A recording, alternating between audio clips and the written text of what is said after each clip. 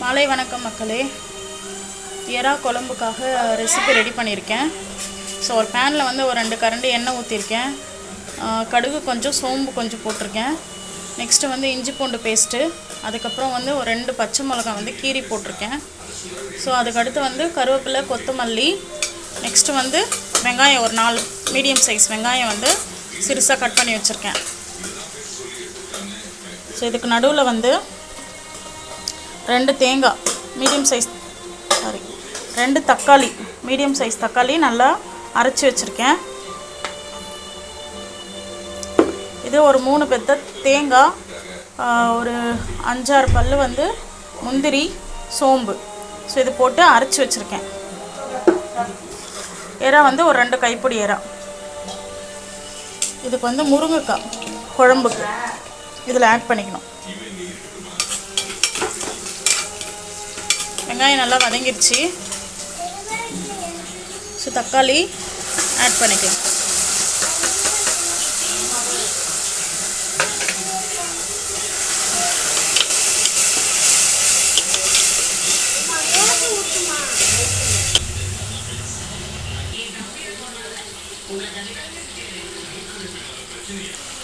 தக்காளி நல்லா வதங்கிடுச்சு. ஸோ இந்த ஸ்டேஜில் வந்து முருங்கைக்காய் ஆட் பண்ணிக்கோங்க.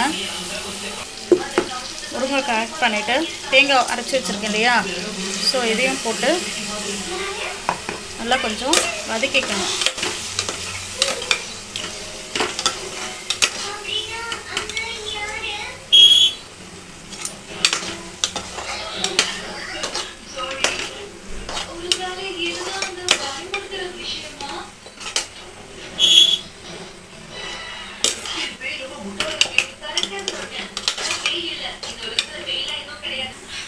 தேவையான அளவு மஞ்சத்தூள், மிளகாத்தூள் ஆட் பண்ணியிருக்கேன்.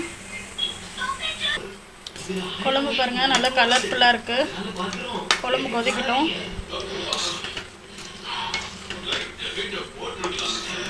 முருங்கைக்காய் வேகட்டும்.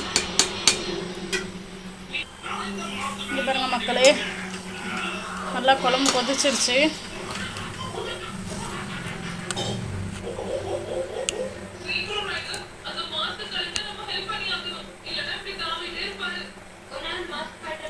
முருங்கைக்காய் வெந்துருச்சு.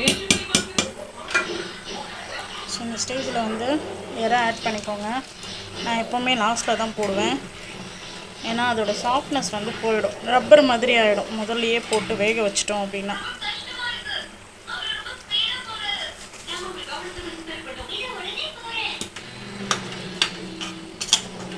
ஒரு 10 நிமிஷம் வெந்தால் போதும்.